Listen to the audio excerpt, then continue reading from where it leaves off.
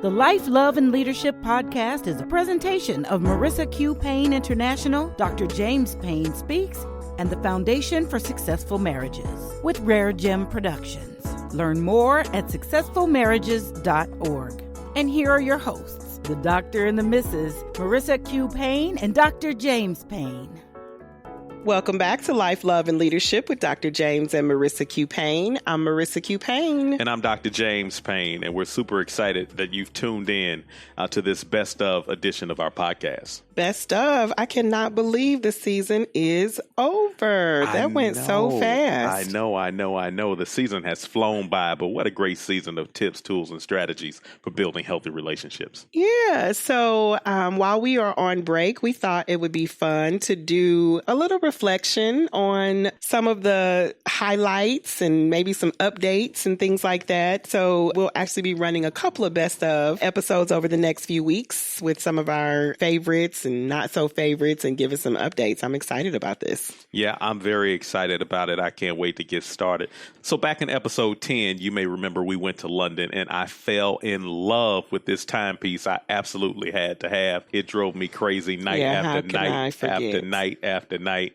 And the learning from that experience was just very impactful for me. And the feedback that we've received about it from other people has been tremendous as well. So we wanted to revisit that. Yeah, I look forward to hearing this again and providing an update. Yes, there is an update. Can't wait for that.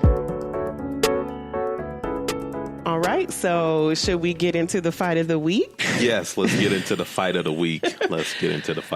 So while we were gone, you found a must-have that you just had to have while we were on vacation. Yes. So I'm going to let you set up. Sure. So I'm a watch person. I love nice watches.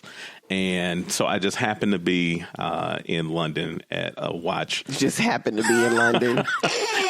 Ridiculous. At a watch boutique.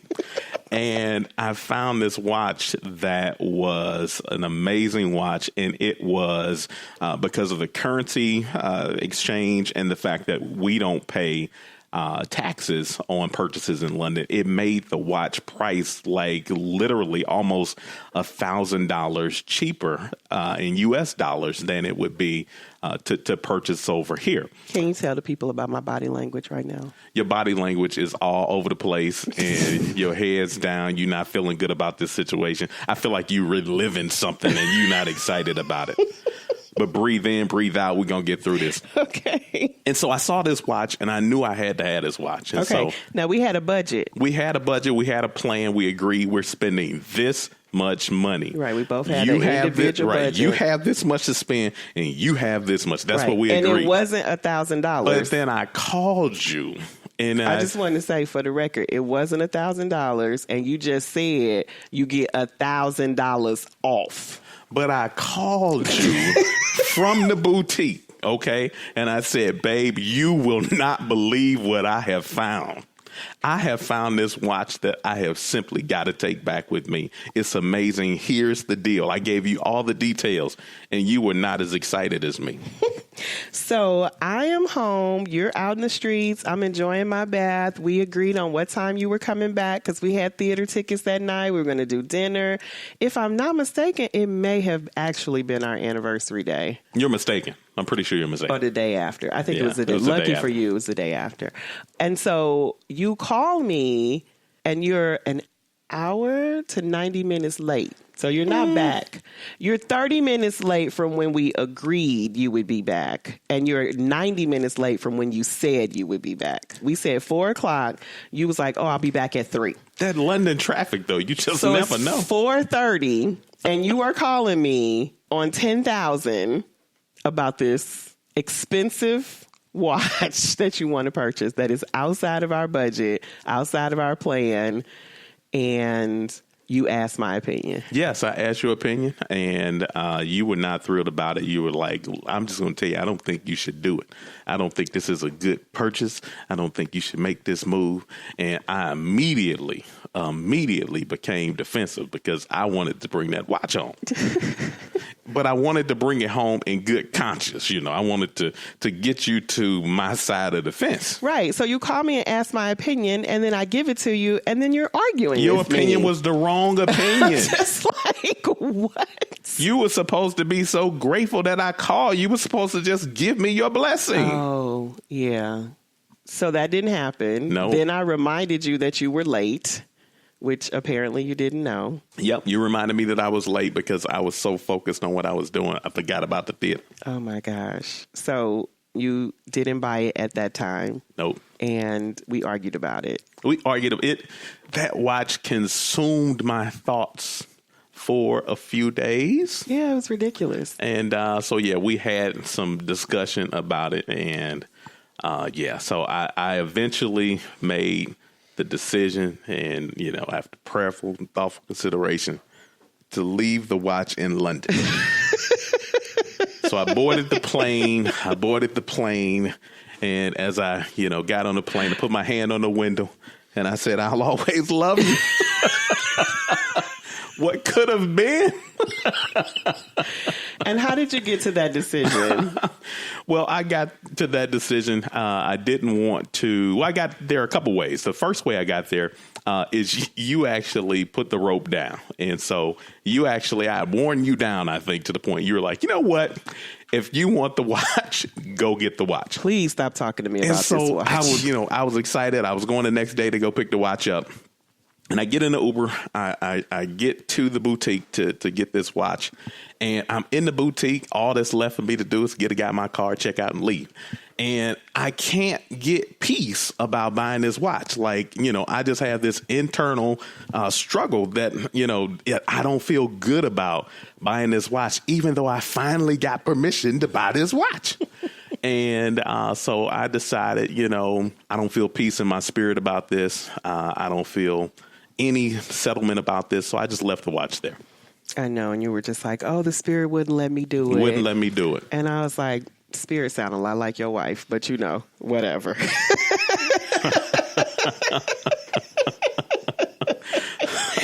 So even on our beautiful vacation, periodically we had some heated discussions, and it wasn't like we were like walking around fighting. We would just kind of talk about it. You would share your opinion, and I'd say, well, remember we had this list, and this really isn't at the top of the list. And you were like, well, you get important things, and you don't think my stuff is important, you know. And so that would like go left. So we would just kind of drop it, you know, take a breather, go walking, you know, whatever, let it go. So that happened like, you know, for a couple of days, like you said. And then finally I was just like, you know what? Let me see the watch. What does it look like? Oh, look at that. That's not, wow. That's, you know, yep, you were patronizing just like that. It's just like that. Well, because you have a number of timepieces, and it sort of looked like several of them to me. But, you know, I was just like, obviously this is a 10 for you,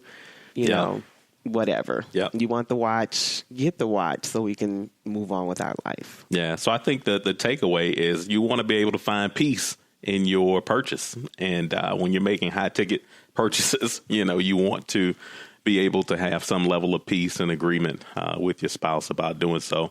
And I wasn't able to find peace, and so I left that particular watch in London. Yay. I thought it was a terrible idea, but, you know, in the scheme of life, he was asking for some from our joint money, and the rest of it he had in his personal money. So I was just like, whatever. So, I mean, I came over to your side, but it was clear that I still didn't support it, you know, so I was willing to go, you know, support you because it was important to you, even though I thought it was a bad idea. Yeah. But when you drop the rope like that, it just called me to another level of consciousness and accountability and just thinking through this on a higher level, because prior to that, it was just, we were combatants. Yeah. But once you drop the rope and we're not combating about this anymore, now I have to deal with the responsibility of being a person of responsible accountability here. And it's not about the fight anymore. Now it's like, okay, yikes. Is this really the best thing to do? Yeah, it's kind of like attacking the person versus attacking the problem. You know, at first it was about me because it's something at heightened emotion you really, really want. And anybody getting in the way of that is just coming against you, right? Which it wasn't really about me, but that's how you were feeling, or that's what you were telling yourself to justify what you wanted to do. And then once I wasn't there anymore, then it's like, oh, okay, you know, well, then there's some other logical stuff here. Yeah, absolutely. So you said you learned a lot from that. What, in hindsight, what did you learn? Like, what are you thinking? Well, I think the biggest takeaway from me is don't let an inanimate object like control you. Like this thing completely consumed me. It controlled me, and I was able to ward it off while in London. But as soon as I got back to the States, I actually just kept looking at the math and looking at the numbers. And as soon as I was able to reconcile the purchase without having to get into our money and just work only with my money, I was at the store buying the watch. True confessions. True confessions of a watchaholic. And, the best news of the day, it fits me well. I'm looking and you're not even wearing the watch now. Well, as you mentioned, I have multiple timepieces. So I think the one thing for me that really, really helped me understand like it was a waste of money was the fact I'm looking at all these watches that I have and I'm like looking at them like, all y'all gonna do for me is tell time? Like, is that all I get out of y'all? You just gonna tell me what time it is? That's it? And I was like, already had plenty of things to tell me the time. So definitely a waste of money. And yet you just had to have it at that moment. Yep. I'm like, what do we do? Because it happens often. It happens. I don't know if Not I just would with say you. I wasn't. See, I knew you were going to say that. I know you so well. Well, this is awkward because I have not spoken. So what was I going to say? I could just hear it off your lips. You were like, "Oh, I don't know if it happens often." I didn't mean you in particular. I'm saying you, it happens. the body collective. I got yes, it. I got it. If I say you in particular, then you're like ready to defend. Listen, I'm just all about statements of fact, and providing semantics. Clarity and making sure that we are clear about what we're talking about and we're on the same page. Oh, gosh. Yes. And so it just makes me wonder, though, when you have that type of craving for a possession, I'm really doing a lot of self-evaluation, trying to figure out what does that say about me as a person? Where how does that highlight, like, where am I deficient? Where, like, I'm consumed by this materialistic thing and I literally can't let it go. That's concerning to me, and it's something I definitely want to dig into some more. Well, and I think from a relationship perspective, like, how do we manage it or how do we navigate it? Like, what are our ground rules for, getting through that? Like, when you just gotta have it, we need like a safe word or, we need some ground rules before we need them. Because in the moment, and like I said, it's not just you. I mean, there's time, maybe if it's a handbag or this amazing dress that I just have to have. Yeah. I think we just did this. Like, I wanted to book a trip. Yes. And you were like, that's not in the budget. And I'm like, but I know I want to go. And I'm currently working on flights. And this is after you had already booked like several other flights. I was like, please come up for air, take a breath, back away from the computer, put the credit card down, go have lunch, drink some water, and calm down. I still haven't caught up to how much your watch was, but whatever. You're going to have to let that go at some point. Like, I have admitted so much here. I have admitted that it was a mistake. I have admitted that I regret the decision. I have admitted that it's a waste of money. And you're just going to continue to pour salt in an open wound. Because it's still there, though. Like, I see it shining, glistening for no reason. Well, it's going to be there. It's going to be there. So maybe that when I let it go is when we take it to the pawn shop. Oh, my God. I'm through. I'm through. I can't work in these conditions. So I thought it would only be fair for us to include the fan favorite episode, the most popular episode from season 1, and that would be episode 3, Why Is Marriage So Hard? Yes. Why do you think that resonated with people so much? Well, I think it resonated because relating well with other people, especially in intimate partner relationship, is tough. You're talking about trying to get along with somebody, if you live together and you're married 24 hours a day almost. It's hard.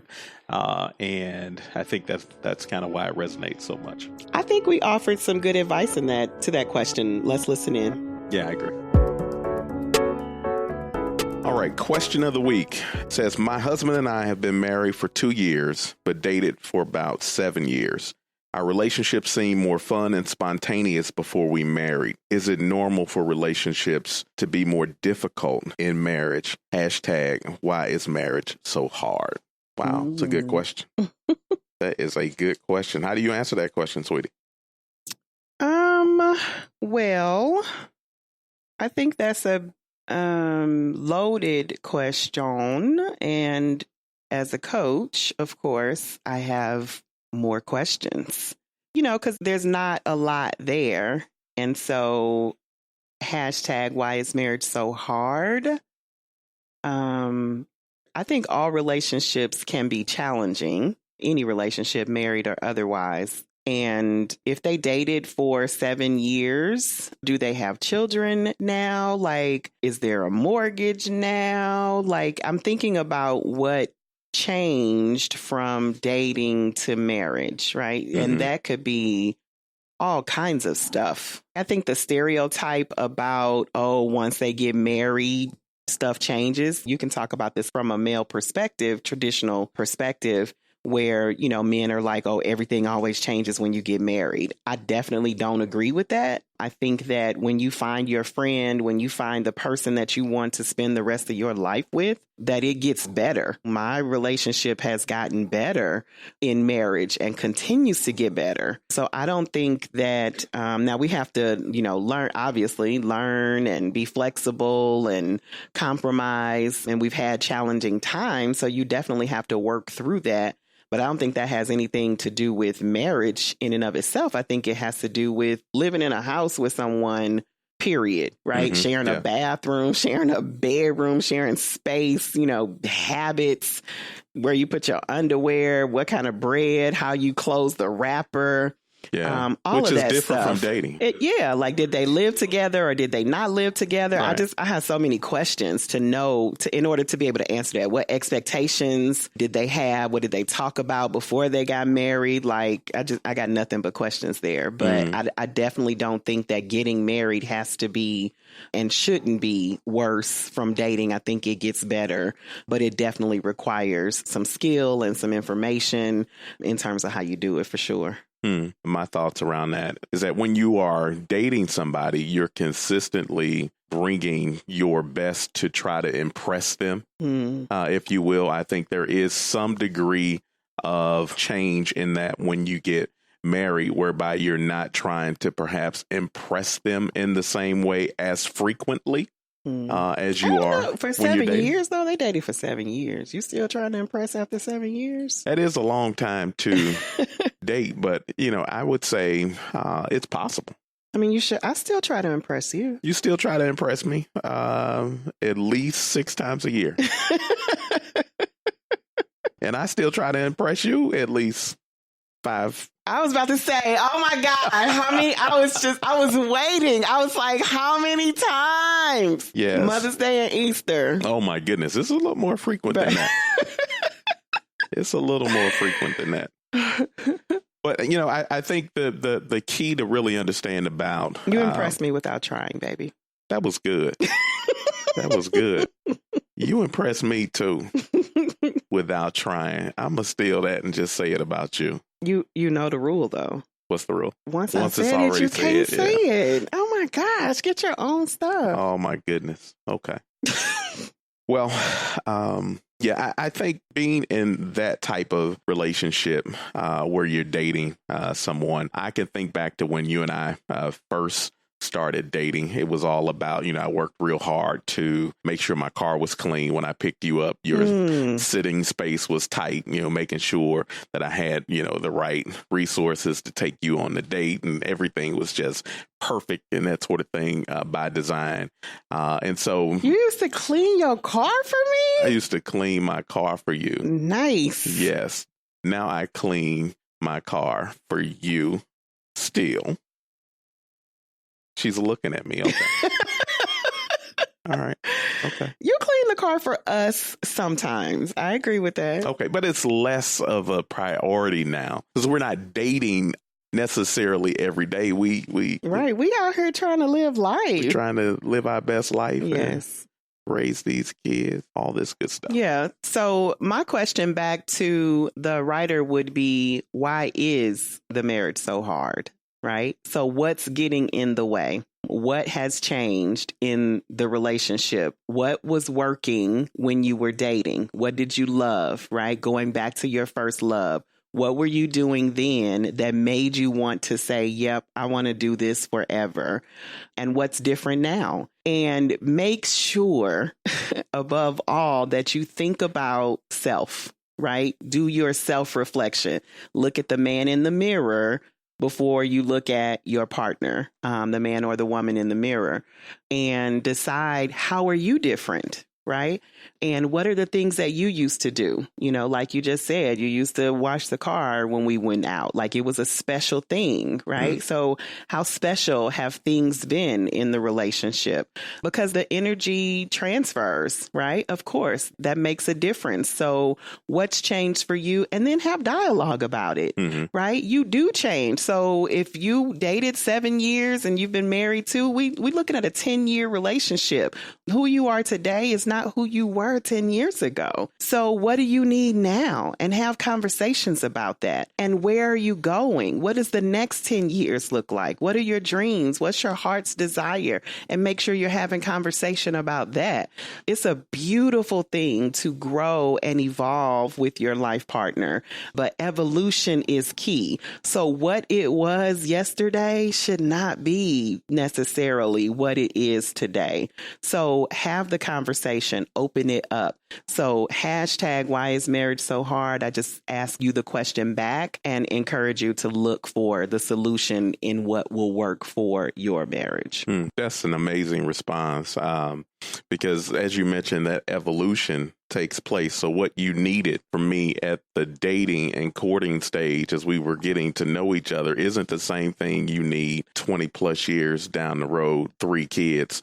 It grows, it expands. And so if you're going to be successful in marriage, you have to be fluid and be able to learn new information and apply new information based on new needs. Right. Yeah, and so understanding from your partner, what are the needs now for us to be able to effectively relate well together is critical. It's critical. I love the evolution.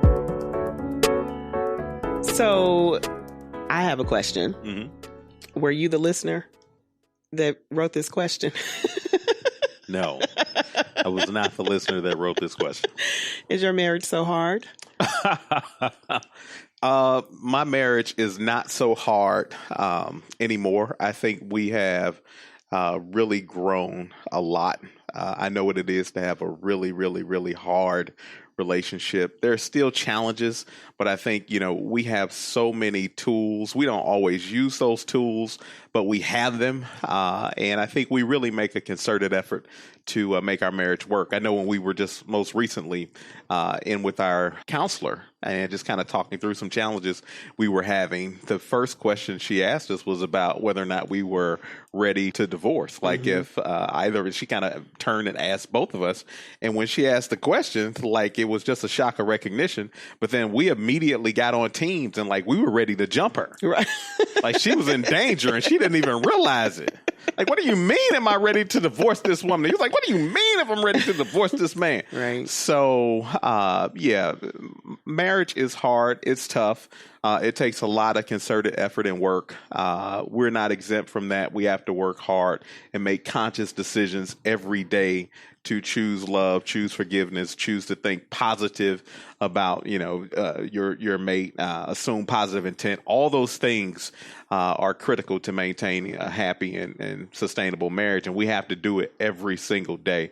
But it's not as hard as it once was, because I think we've picked up a little steam, have some momentum and rhythm. Yeah, it's funny because going back to the kids being on the show, one of the questions that my daughter asked was, and I think a listener actually brought this up as well, like, is it healthy to argue or have, this many spats? I remember that. Yeah. And, I said one of the things that distinguishes family, you're stuck with your family. Like, we don't get to choose our family.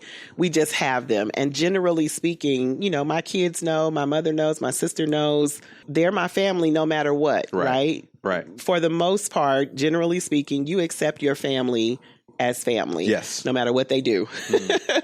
And for whatever reason, our relationships or our marriages, we tend to treat it different. Yeah. It's more disposable. It's Yeah. Like, well, if you do whatever, then it's over. Right. And that's not the way it's intended. Absolutely. It's a commitment, just like family. Absolutely. So I think that attitude needs to shift. And when we really look at our partners as family, and have that commitment solidified, that this is just like my sister and my mother, we are in this no matter what.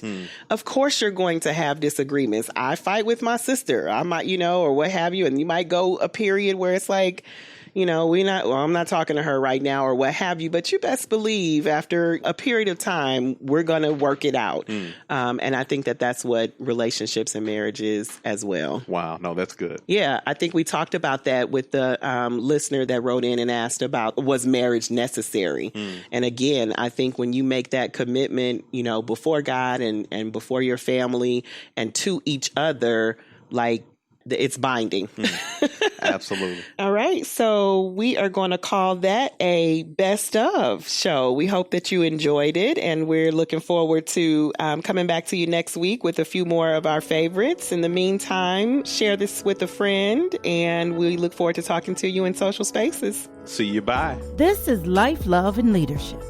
The Life, Love, and Leadership podcast is a presentation of Marissa Q. Payne International, Dr. James Payne Speaks, and the Foundation for Successful Marriages. Connect with us. Find us and follow on Facebook, Instagram, and Twitter. To learn more about our guests, show notes, services, events, or to get involved, visit successfulmarriages.org. Life, Love, and Leadership is another positive production of Rare Gem Productions. Thanks for listening.